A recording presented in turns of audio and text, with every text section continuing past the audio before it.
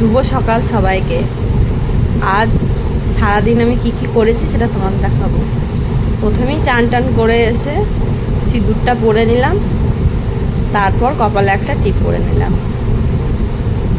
এরপর ঠাকুর পুজো দেব।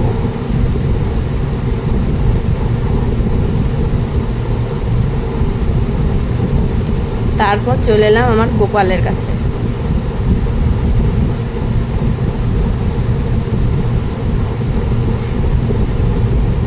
আসলে আমি কোনো দিন ব্লগ করিনি, তো তাই কিভাবে কথা বলতে হবে জানি না।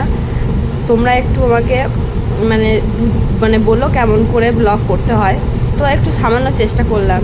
তো যাই হোক, সকালবেলায় পুজো টুজো দেওয়ার পরে চলে গেলাম কাপড় জামা মিলতে বাইরে।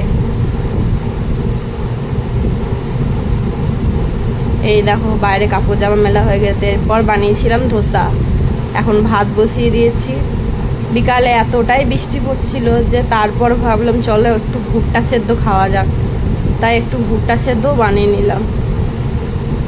তারপর ভাবলাম রাতে এগ রোল বানিয়ে খাই, তাই চলে এলাম ময়দা মাখতে এগ রোলের জন্য। আজকের মতো এতটুকুই, টাটা।